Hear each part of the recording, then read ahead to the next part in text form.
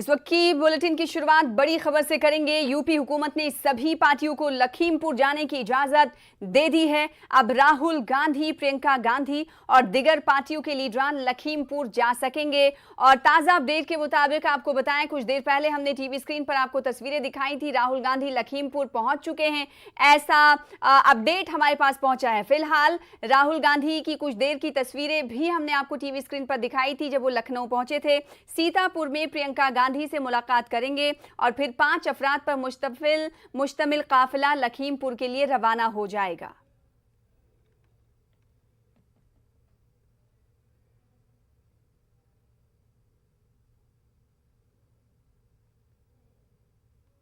के किसानों पर सिस्टमैटिकली एक के बाद एक आक्रमण हो रहा है। पहला आक्रमण लैंड एक्विजिशन बिल को रिवर्स करने का, दूसरा ये जो 3 नए कानून लाए हैं, और आज सिस्टमैटिकली जो किसानों का है उनसे छीना जा रहा है। और ये चोरी सबके सामने हो रही है। इसलिए देश के किसान दिल्ली के बाहर बैठे हैं। कल प्रधानमंत्री जी लखनऊ में थे, मगर प्रधानमंत्री जी लखीमपुर खीरी नहीं जा पाए।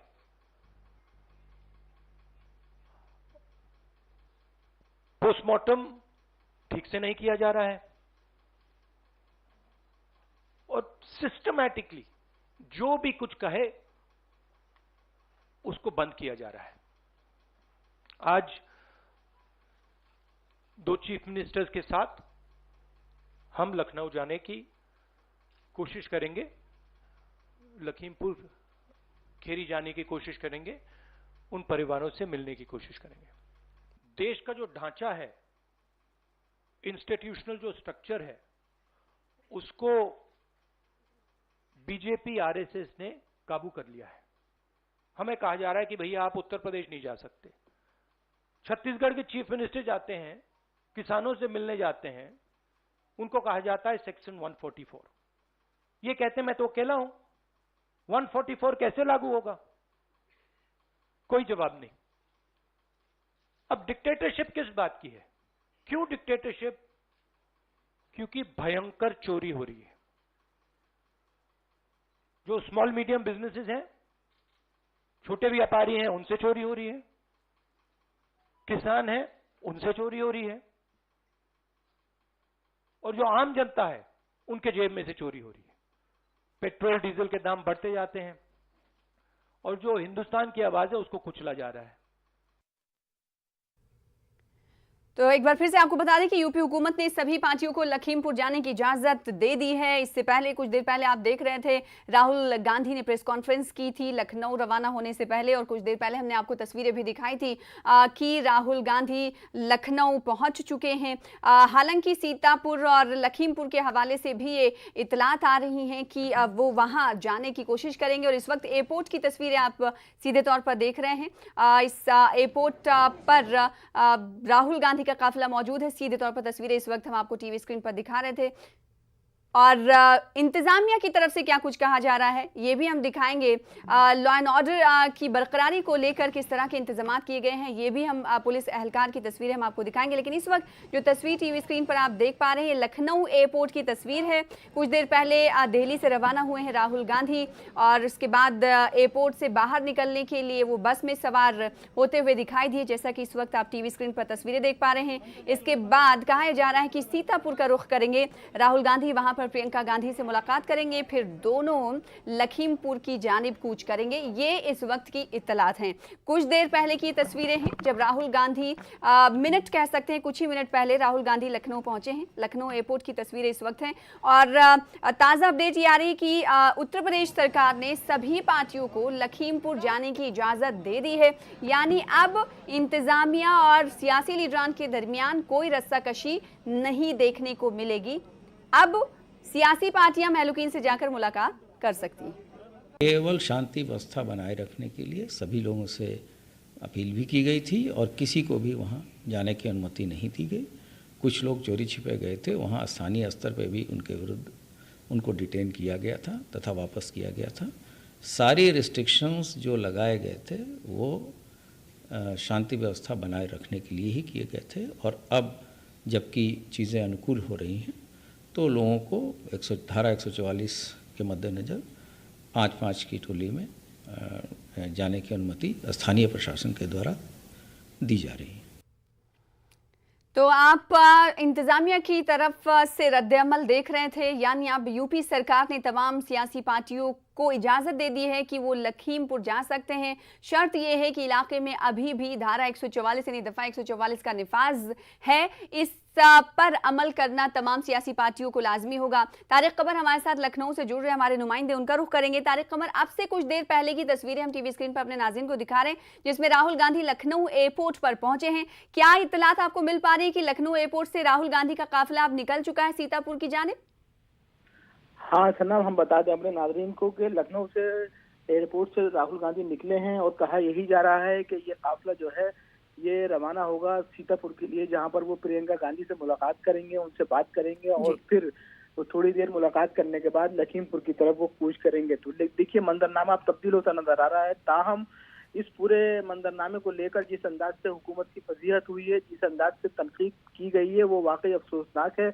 और यही कहा जा रहा था बार बार के दफा 144 का निफाज है, लेकिन एक किसी भी सिंगल या डबल आदमी को नहीं जाने दिया गया। 1-2 लोग भी जाना चाहते हैं तो उसके लिए ममानियत करार दे दी गई। पुलिस का रद्द-ए-अमल बड़ा सख्त रहा, लेकिन अब हालात यही है कि देखिए जिस अंदाज की सुबह होर्डिंग लगाई गई। तारिक कमर, जैसा कि राहुल गांधी सीतापुर पहुंचेंगे, प्रियंका गांधी को भी क्या साथ लेंगे लखीमपुर जाने के लिए?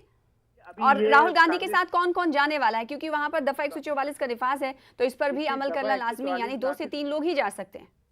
देखिए दफा 144 का निफाज है, अब इसमें ये देखना है कि प्रियंका गांधी राहुल गांधी अगर साथ जाते हैं तो उनके साथ 2 या 3 लोग और जा सकते हैं, क्योंकि एडमिनिस्ट्रेशन ने सख्त हिदायत दे दी कि वहां पर किसी रैली की निकालने की गुंजाइश नहीं है, किसी अंदाज का जुलूस नहीं निकालने दिया जाएगा। सिर्फ सियासी रहनुमा जाएंगे और उन अफराद से मिलेंगे जिनके खानदान के लोग फौत हुए हैं। तो जाहिर है कि ये अपने आप में अभी सख्ती रहेगी और एडमिनिस्ट्रेशन की पूरी निगाहें रहेंगी, फोर्स वहां पर अभी भी तैनात है। अब देखना यही है कांग्रेस की जो ये क़यादत है क्या हिकमत अमली पता करती है। ये मुमकिन है कि प्रियंका बाद में जाएं या प्रियंका पहले जाएं या दोनों साथ चले जाएं, तो देखना पड़ेगा कि सिचुएशन क्या है। और जैसे ही राहुल सीतापुर पहुंचेंगे और प्रियंका से मुलाकात होगी तो ये आइंदा का लाए-ए-अमल आगे की जो हिकमत अमली उसी के बाद तय की जाएगी। जी, हो सकता है कि प्रियंका गांधी को जाने की इजाजत ना दी जाए, क्योंकि हाउस अरेस्ट और गिरफ्तार करने के हवाले से पेशरफ्त सामने आई है। तो क्या ऐसे में माना जा सकता है कि अगर राहुल गांधी सीतापुर और लखीमपुर जाते हैं तो प्रियंका गांधी को भी छूट दी जा सकती है, गेस्ट हाउस से उन्हें आगे बढ़ने की छूट दी जा सकती है?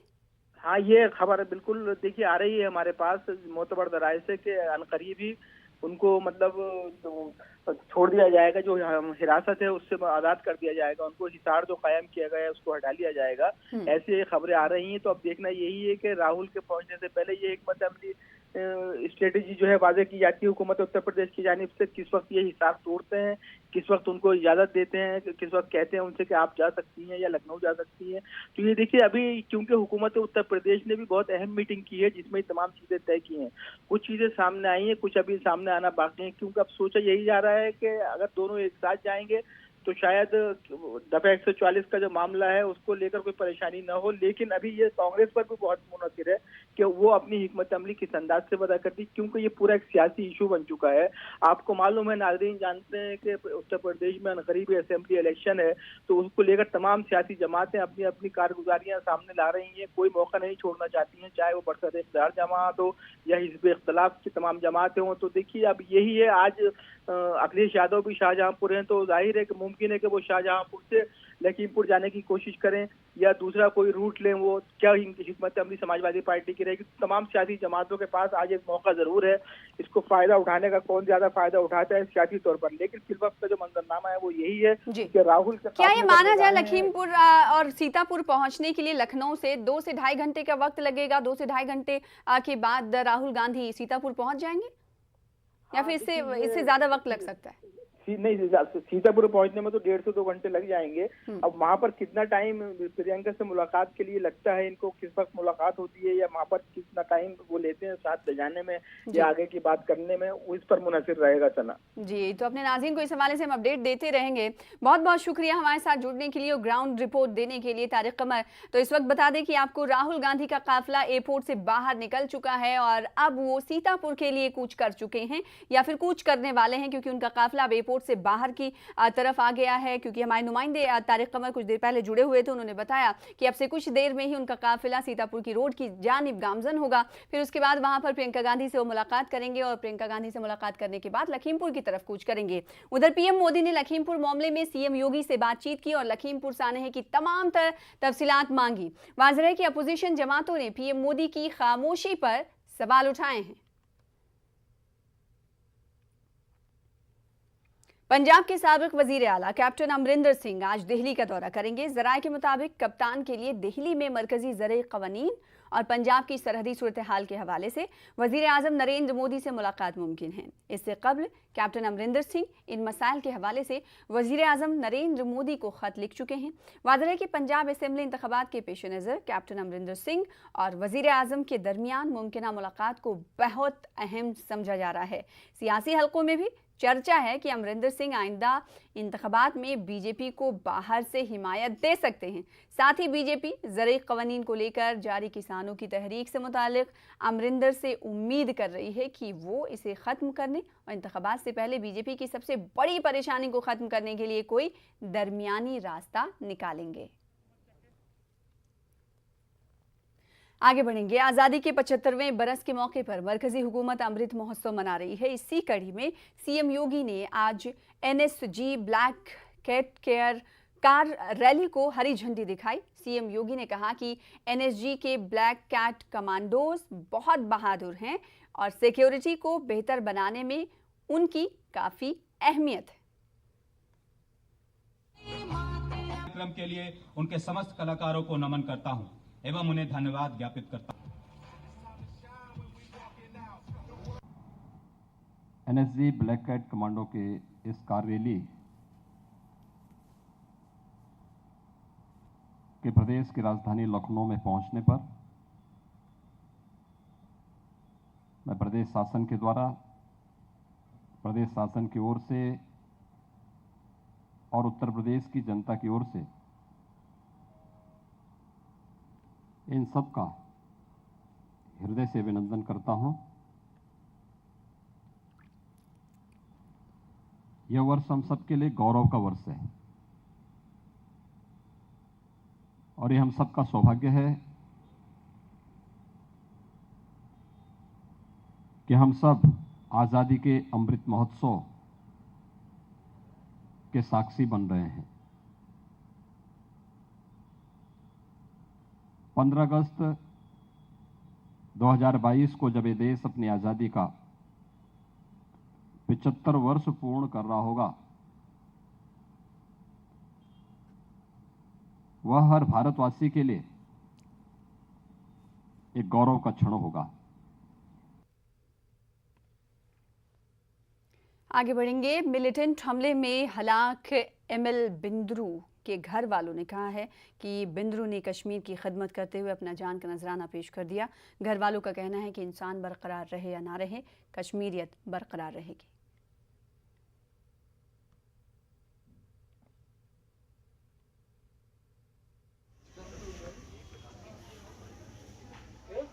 लाश है, सिर्फ आपका लाश नहीं है बल्कि पूरे कश्मीर का लाश है। इस बारे में जितना भी ताज़ियत किया जाए कम है, तो क्या कुछ भी आगे एक ग्रेट मैन मर गए और जैसे मरे वो सेकेंडरी है। उन्होंने कश्मीर की बहुत खिदमत की, सबको ये याद रखना चाहिए। हिंदू मुस्लिम सब की उन्होंने खिदमत मिल के की।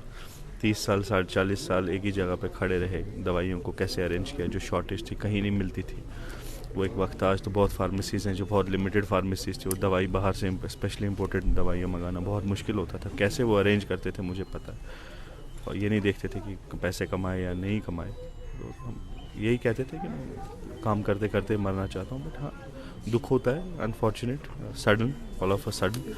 उसका शायद तरीका ठीक नहीं था, बट एक ग्रेट आदमी की आज मौत हुई है।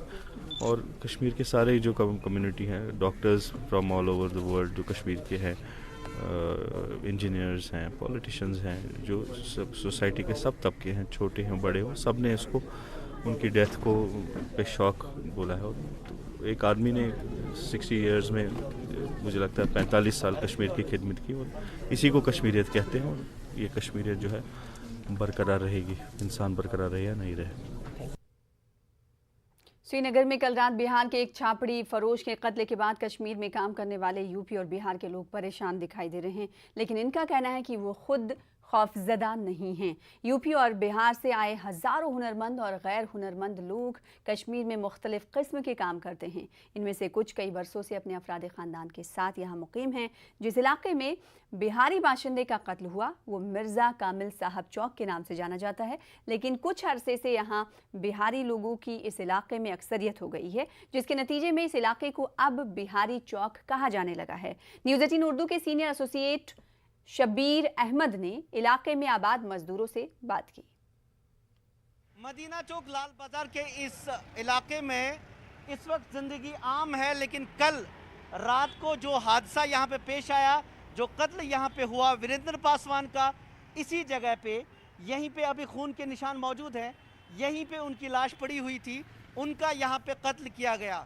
वो यहाँ पे गोलगप्पे का कारोबार करते थे, एक छोटी सी ठेली चलाकर अपना और अपनी घर वालों की कफालत करता था, यानी घर चलाता था। दुकानदार हैं जो यहाँ पे मौजूद हैं, जो उनको देखते रहते थे यहाँ से। हाँ, कभी कभी आता जाता था शाम को। अच्छा, आपने जब आवाज़ सुनी, क्या हुआ था उस वक्त, आपने क्या सुना?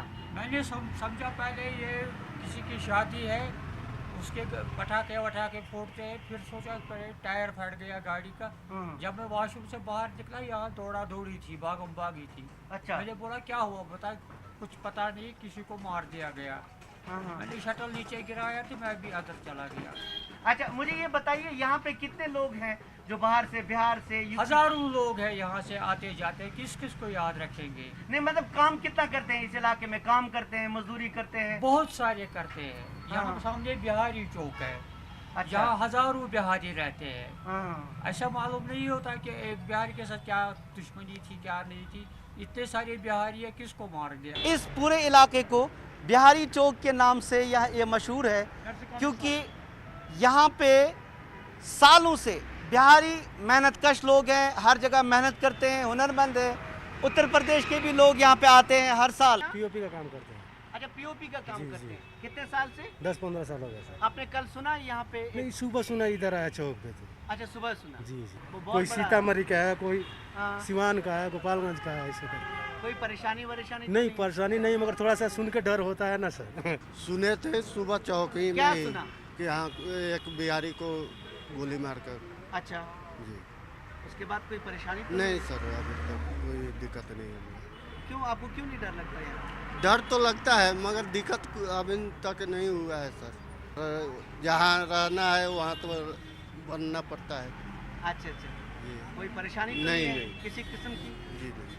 डर तो नहीं लगता है कि डर की तो बात बना रहता है सर। अच्छा, यहाँ पे अभी भी आप देखेंगे, यहाँ पे कितने लोग ऐसे हैं जो मजदूरी के लिए यहाँ आते हैं, बगैर किसी मजहबी तफरीक के, बगैर किसी परेशानी के। हाँ, इतना ज़रूर है कि इन लोगों में थोड़ा सा खौफ व हिरास फैल गया है, जो जाहिर सी बात है, क्योंकि एक बिहारी मारा गया यहाँ पे, जो एक गोलगप्पे का कारोबार करता था, एक ठेली चलाता था, मजदूर था।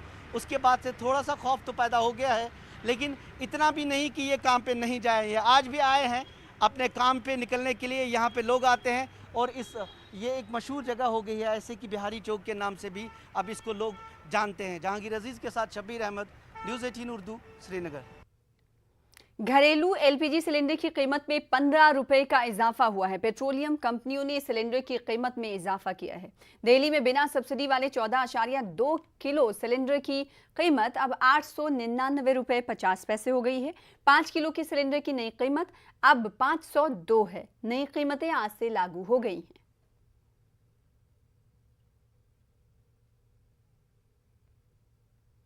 महंगाई के बोझ से आम आदमी की कमर टूट रही है। गैस सिलेंडर खरीदना आम आदमी के बस से बाहर है। पेट्रोल और डीजल की कीमतें आसमान को छू रही हैं। गुज़िश्ता 10 दिन से पेट्रोल और डीजल की कीमतों में लगातार इजाफा हो रहा है। आज पेट्रोल में 30 पैसे और डीजल में 35 पैसे का इजाफा हुआ। बैनुल-अक़वामी बाजार में खाम तेल की कीमत में कमी वाक़ई हो रही है, लेकिन पेट्रोल और डीजल पर मरकजी और रियासती हुकूमतों के टैक्स की वजह से आम लोगों को काफ़ी महंगाई के बोझ तले दबना पड़ रहा है। हर दिन पेट्रोल का भाव बढ़ते जाते हैं। अभी 103 रुपया 84 पैसा 54 पैसा हो गया। फिर आज भी पैसा भाव बढ़ रहा है। तो क्यों बढ़ रहा है किसी लिए कोई भी नहीं बता रहे हैं, लेकिन प्रतिक्रिया हो रही है, कुछ आंदोलन हो रहा है, कुछ सफल भी नहीं मिल रहा है। भाव ऐसे बढ़ते जा रहे हैं। मैंने आज 500 रुपये का तेल डाला, उसमें 5 लीटर भी नहीं आया। And we are getting affected by this increase in petrol prices. Day by day, it's the common man who suffers, and we are waiting for the government when they will reduce the price of the petrol. तो price कैसा कम होगा? GST से कम होगा? हाँ, GST से obviously कम होगा। पता नहीं ये बीजेपी का सरकार क्यों नहीं सुनता है हमारा। तेल तो पहले 70 रुपया 60-70 रुपया में मिल रहा था, अभी इतना प्रॉब्लम हो गया, बहुत बढ़ गया तेल का रेट, 104 रुपया हो गया। हाँ, सबको बहुत माने हम लोग को बहुत प्रॉब्लम हो रहा है, इसलिए तेल का रेट कम होना चाहिए कम से कम। वैसे ही चल रहा है मैनेजर, क्या करेंगे? तेल तो रेट का बढ़ रहा है, थोड़ा कमता नहीं क्यों? हमको कुछ ये नहीं क्या, बहुत दुखी, कितना पैसा कमाएंगे हम लोग, बहुत दुखी। खबरें जारी रहेंगी, रुकेंगे छोटे से ब्रेक के लिए। इस न्यूज हेडलाइंस के प्रायोजक पेट सफा आयुर्वेदिक जून।